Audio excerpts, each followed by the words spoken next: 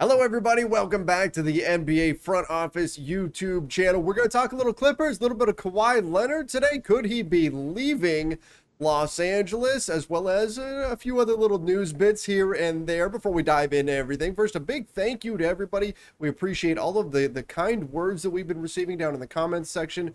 Really, truly do appreciate it. We read through all of those. Make sure you guys do subscribe. Don't forget to turn on notifications and like this video as well. Keith, we're going to talk a little Clippers now that they've been eliminated after losing to the Phoenix Suns in Game 6. But before we do, a little bit of news here coming out of the Toronto Raptors. Yeah, and it's not great news either. Things we don't really like to hear. It's Jalen Harris, who was one of the Raptors' two-way players, has been dismissed and disqualified. That's the kind of fancier, harsher language for suspended from the NBA for a full year. So that will mean through the entirety of next season.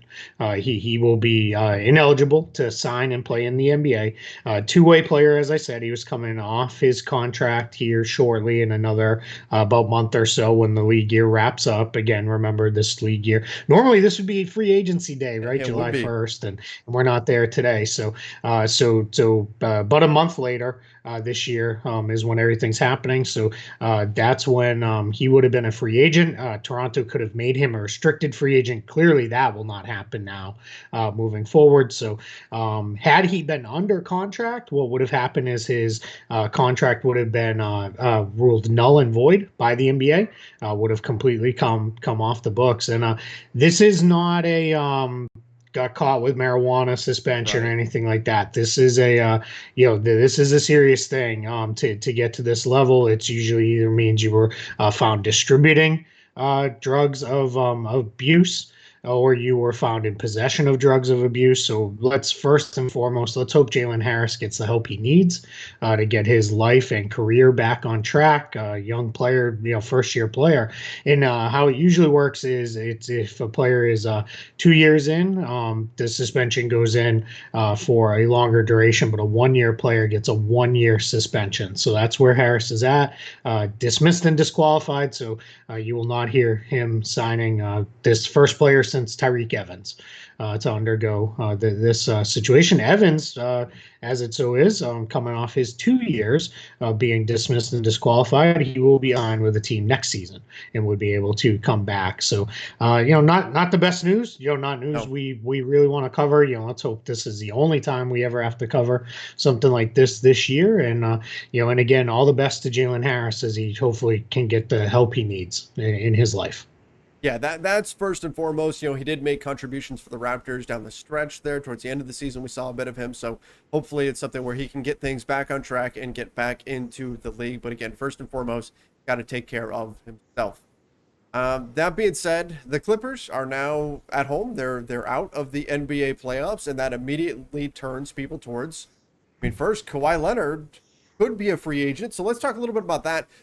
There's already teams lining up, including the Dallas Mavericks and Miami Heat, to potentially make pitches to Kawhi Leonard and try to pry him away from the Clippers. I guess the starting point really should be he's opting out. Looking at this from a financial perspective, there's no reason, regardless of whether he wants to leave the Clippers or not, there really is no incentive for him to opt into the next year of his deal. No, there isn't, and he's already at the top tier salary structure. He's already there, so this isn't a case where Kawhi is going to come out and get into a different tier or anything like that. He's already in that position. This was his 10th season in the NBA, which, gosh, that makes me feel old that he's been in the league for 10 years already. That, in looking at the draft eligible players, their birth dates.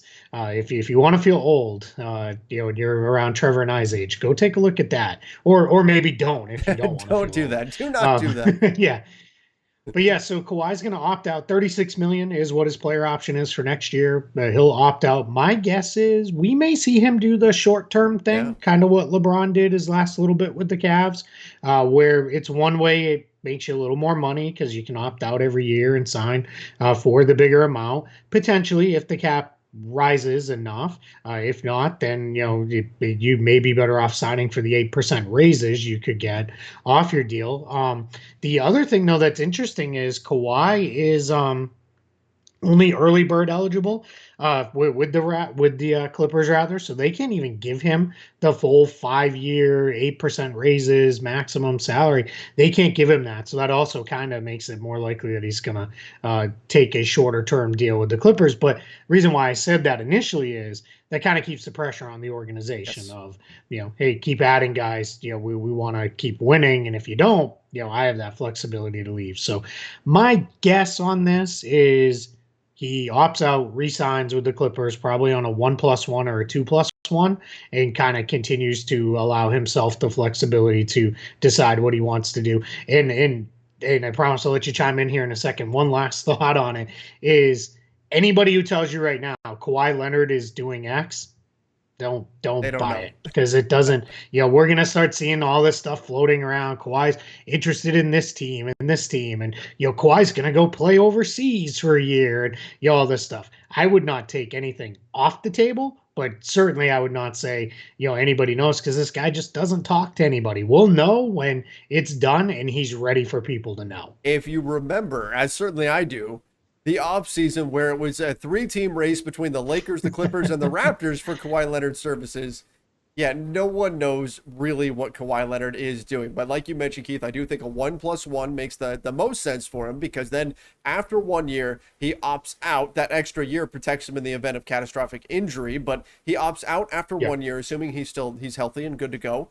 Opts out, and then he can cash in on a 5-year deal if that's what he wants. Now, here's what's really interesting though.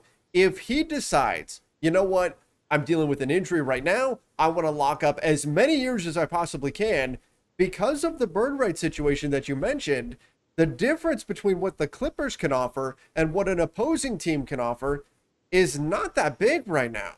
No, So, yeah, which is weird. Yeah, yeah, normally it's a massive difference, and then this specific scenario, and the reason for that is, if we remember back, he aligned his contract to match Paul George's. He signed a 2+1 contract. Now George has subsequently signed the long-term extension, which they were able to do with the full max, full 8% raises, because they carried over his bird rights, because he was acquired via trade from the Oklahoma City Thunder, where Kawhi was signed as a free agent, and you only get bird rights after 3 years, not after two. So 2 years is early bird. So yeah, so it is a much tighter. I was going to say window, but tighter difference, I guess, between the salaries from an opposing team and what the Clippers can offer him. yeah, it's like 4 years. I want to say roughly like 170 million from somebody else, and 4 years, 176 from the Clippers. But again, that would take, Kawhi would have to say, you know what, I'm banged up enough as it is. I need to lock in as much future earnings as I can right now, because I'm not confident in my own ability to stay healthy long term. And we've seen, look, Kevin Durant tore his Achilles and got a max, right? So Yeah. most star level free agents aren't going to be too concerned about this, but it's something to consider. And now we're already hearing, look, the Mavericks and the Heat are lining up, hoping to get a shot at Kawhi Leonard. What's the selling point here? And is there a chance that they can actually pry him away? Yeah, that's interesting. Maybe, I guess, is probably the best answer that I could give. I guess if you were the Clippers, you would, or excuse me, the Heat. Your selling point is, hey, come team up with Jimmy Butler, and we can go after it that way. We've got Bam Adebayo and all that, but they've got work to do to even get to that max salary slot. That would involve a lot of kind of shenanigans on their side to get there, and cap maneuvering and these kind of things. So they can get there. I'm just not sure that's what he would really want to do. Now, it does have the benefit, it is warm weather, which clearly we did learn that does matter to him. We, Right. we we learned that at least is a factor. And then Dallas, again, kind of interesting.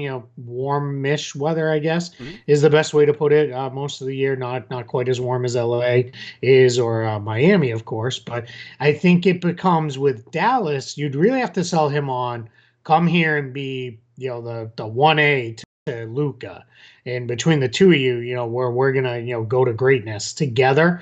And yeah, I mean, I get it. I mean, both Miami and Dallas are great destinations. I just don't know that they're for Kawhi. Are they any better than the Clippers? I mean, the Clippers just beat Dallas this year. Now I know Dallas, was right there with him last year, but we'll see. So I think my guess continues to be he just stays right where he is in LA with the Clippers, and maybe we're having this conversation again a year from now as his contract is coming up because he does a 1+1. Yeah, agreed. I think that's the most likely outcome here, but always something to keep in mind because never say never in the NBA. Strange things happen, and there are teams that are setting themselves up to potentially pursue him. So it's just something that we're going to keep an eye on. Another guy on the Clippers who made himself a lot of money this offseason, Reggie Jackson. My, oh my, talking about stepping up at just the right time. He was phenomenal in the NBA playoffs. What an incredible run. And if you saw the video after the game from his post-game presser, oh, I mean, I don't care who you were a Emotional, fan yeah. of.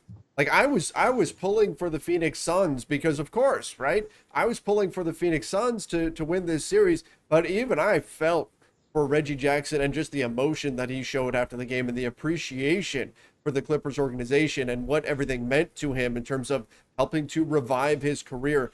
Now he's going to be out there on the market, adds another point guard to what could be a kind of a fairly crowded point guard free agent field here. Where do you see this going? Is he just going to stay with the Clippers out of loyalty, or is this an opportunity for him to really cash in? Yeah, so it's definitely an opportunity for him to cash in because, as we covered in our prior video from yesterday with Spencer Dinwiddie and Dennis Schroeder, there are teams that are looking for point guards. They may just not be looking to spend all that kind of money on those two. Reggie Jackson's not going to get similar money to those guys, so that opens his market up even wider, right? Because you're talking a guy who's probably MLE is, the mid-level exception amount is probably where he's capped out at. And I think what's important to know with Jackson is, much like Kawhi Leonard, the Clippers only have early bird rights for him. Now, what's interesting is on those early bird rights with Jackson he's coming off a minimum. So unlike Kawhi, who's already right near the max, Jackson's not there. So their bump that they can give him is really limited to the average salary. That's about $10 million. So the difference between what he can get, this is where it's very similar to Kawhi. So Kawhi, we talked, right? Very little difference between the Clippers maximum they can pay him this year Right. and what another team can pay him. With Jackson, it's even smaller of a difference because as you're talking the difference between the mid-level exception and the average salary plus a little bit more. So it's about a little over 10 million for Jackson from another team or from the Clippers rather, and then just under 10 million there. So I think if he looks at it and says bigger role somewhere else, maybe, better chance to win, maybe, and similar-ish money. All right, I'm going to go and do that. But if the Clippers sell it as, hey, you're coming back next year as our starting point guard and we have a great chance to win and Kawhi's coming back and all that stuff, I think we see Reggie Jackson stick right there and kind of repay that loyalty. As you mentioned, he talked all about that. And also I think for Reggie Jackson too, he's talked at various points about how close he's become with Ty Lue. And I think that's important for him too. And I don't think Reggie Jackson wants to be a guy who bounces around the league for the next 5 years between a bunch of different teams, kind of like his teammate Rajon Rondo has. I think he would rather stick one place, stay there, and make the best of it. So yeah, that's going to be an interesting one to monitor though, because if the Clippers decide that's the place they're going to get a little stingy, it could end up costing them a very key player. Yeah, he was so critical for them, especially once Kawhi went down. He really picked it up on the offensive end of the floor. So I could see him staying there, but I think he's definitely going to have suitors. I mean, if you're a team around the NBA and you're saying we really need a point guard, and you're looking at the options out there, Reggie Jackson, based on the way he played, you could argue he's the best of the bunch. I mean, if you take out, your Mike Conleys and your Kyle Lowrys, where you know pretty much what you're going to get, your veteran guys. But if you're looking at you're the Dennis Schroeders of the world, the Lonzo Balls of the world, you just saw Reggie Jackson ball out in the playoffs. You could argue that he should be at the forefront of that list. And so it's going to be really interesting to see what teams are going to make a real push for him. Yeah. And then based on the emotion that he showed and the appreciation for the Clippers, how much is that worth to him? I think it's going to be a really interesting negotiation in terms of where he actually lands. Yeah, and I'll say too, I like him better than Dennis Schroeder, just because I trust him a little bit more offensively with what he can do as being a support player, Mhm. where I think Schroeder's best role is give him the ball and let him go, which is why I think ideally he's a sixth man on a really good team.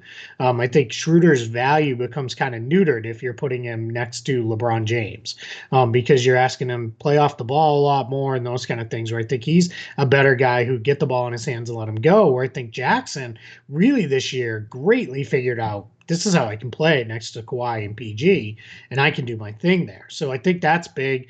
With Jackson, I like Dinwiddie a little bit more, but Dinwiddie has the injury history, so that part is makes their value a little more similar. So yeah, you could see a team say, one of these cap space teams out now. I go listen to the Dinwiddie Schroeder thing because we covered all the We teams that did. have cap space and do they need a point guard or anything. We don't need to rehash that there. You can hear that argument because Jackson will fall in the same boat. But yeah, very, very interesting. Another player on the Clippers, we move off Reggie Jackson for a moment. Serge Ibaka has a player option for about 9.7 million. My guess is we're going to see Serge opt in to that, especially after the back injury at his age and not being able to get back. I don't know that that's money he can find Right. again in free agency. So my guess is we see him opt in. Free agent, another free agent to note, Nick Batum Yeah. coming off a minimum. I wonder if Nick Batum gets the same type of deal Patrick Patterson got, where he was coming off the minimum. They gave him the full bump that they could and bumped his salary up some, where he's no longer on a minimum, but then that gives him a little bump over it. Because I don't know that we're going to see Batum want to move on. Boogie Cousins, right? I mean, what a rebirth for him in the last round of the playoffs that they were in. It showed maybe he's got a little something left. Will he return? And then I just mentioned about Patrick Patterson. Is still there. What happens with him? Is he going to be back again? And do you kind of almost sign him, give him a bump because you're using him as a human trade exception of sorts, where it's like, hey, we can bump you up salary wise, but our real goal here is eventually to move you in a trade. So those are going to be interesting. Then the other guy I want to mention, just because I want to get it out there, is what happens with Patrick Beverley, because he's known to have been on the trade block in the past. His $14.3 million salary goes a long way towards getting you a pretty useful player. He's clearly declining on the court. And I will just say this, what he did to Chris Paul Ridiculous. at the end, that was ridiculous. You don't do that. You never shove a man in the back. Like you're not being tough. You're not standing up for yourself. You're not standing up to Chris Paul's trash talk or anything. You don't shove someone in the back. You want to take a swing at a guy because he's running his mouth, take a swing at him. But shoving him in the back, that's because the worst thing that could happen there is you push him and he falls into somebody else who had nothing to do with its knee, and now that guy's out. Like and then people are going to say, well, Chris Paul shouldn't be running his mouth. If Patrick Beverley is starting to become kind of the king of, I can dish it out, but I can't take it. He wants to yap, but somebody yaps back at him, and then he's shoving guys and other stuff. That's just, that's ridiculous. There's no need of that from him. So I don't know that that's going to change the Clippers' minds on trading him or not. But I do think, we're starting to look at a guy who he's now in, let's see, what's he in? He's in his 9th year, but he's a little older because he got to the NBA a little bit later. So he'll be 33 at the start of next season. 14.3 million. I think you could see the Clippers cash in and go get somebody who's a little bit more helpful, especially if they're going to retain Reggie Jackson and install him as the point guard. Well, look, I mean, Beverly's defense on Devin Booker was critical for the Clippers, right? And certainly he's got the heart, and he makes other people around him really lock in defensively because he's so demonstrative and so fired up on that end of the floor that it gets other people fired up to play defense, which it's not an easy thing, right? Defense it's not fun. Right, it's not fun to play defense all the time, and so to have a guy like that just embraces that has sort of a domino effect on your team, where you can pick up everybody else in terms of the mentality side of it. But at the same time, you're absolutely right. That shove in the back, that is a horrible look, particularly when they go back and they show the replay, and Chris Paul didn't say anything to him on the play. Look, Chris Paul was doing plenty of talking throughout that game, but so was Patrick Beverley. They both were doing plenty of talking, and Beverley, ironically, and Chris Paul was busting your butt. He was. You were getting killed. 41 points for he's earned his right. And so then the one moment where Chris Paul isn't talking, that's what really offends Patrick Beverley, and he shoves him in the back. Now, he did apologize on Twitter after the fact, But still, you have to wonder, like, how much of this look do the Clippers want? How much does this negatively impact his trade value? You know that Patrick Beverley is going to be suspended for part of the beginning of next Yeah. season. Maybe it's a game, maybe it's 2 games. I Yeah, don't a know. game or two. I don't know Yeah. what exactly it's going to be. But any organization taking him on has to understand that you're going to be dealing with that as well. So that might limit the pool of teams that are willing to trade for him. But Keith, I think you're right. That kind of a salary could go a long way towards making a big deal. And do the Clippers now feel like they're in a spot where, hey, if we're going to keep Kawhi, we have to understand there's going to be some injuries and we need a third guy. And so if they're going to go get that player, however they do it, they don't have a lot of future assets. But if they're going to try to go get that player, Patrick Beverley's salary might have to be included in a move. Yeah, so you could do Beverly and a re-signed Patrick Patterson, and that gets you to about 20 million. If you wanted to do Rondo in there, now you're about 30 million, and now you're right there in star range, right? If there's a star that you feel like you can go get and they're available and they want to come, which if Kawhi and Paul George are in the fold, yeah, a star's going to want to come. And I'm going to harp on this and harp on this, so I apologize. You don't get hard capped if you sign and trade a player away. It's only if you acquire a player via sign and trade that you get hard capped. So the Clippers, and Steve Ballmer, I'll write a $100 million luxury tax check because $100 million. Whoops, Steve Ballmer just made that. He doesn't care, right? If it's I want to be there at the end, holding the Larry O'Brien trophy, I'll write that check if that's where it need be, and then we'll address it down the line by trading away other guys or whatever it need be. But if it's a one-time championship run, I think you could see that, and that might be a part of the pitch to Kawhi of all right, who do you want? Right. We'll try to go get him. Now their struggle is they're out of draft picks to trade because they owe all those picks from the Paul George trade and those kind of things. But they can work through stuff if they need to. They can go get there, especially if it's a star who's well, what if they wanted to go get Kevin Love, right, and say, hey, you come in and be our 4-5 man, here where we can really cobble something together with you and Ibaka both, and that's our big man rotation there, and then we'll go small the rest of the time with Morris and Batum or whatever. That's the kind of trade where I think they'll get in. It's not going to be a Bradley Beal or a Damian Lillard because they don't have the value to go get that. But if it's a guy who's still pretty good but makes a lot of money, yeah, that those are the kind of guys I think you'll see the Clippers in on. Right, absolutely. So going to be an interesting offseason for the Clippers to see what they do from here. Obviously, this was a big opportunity for them to make it all the way to the NBA Finals, potentially win a championship, but the Phoenix Suns put a stop to that.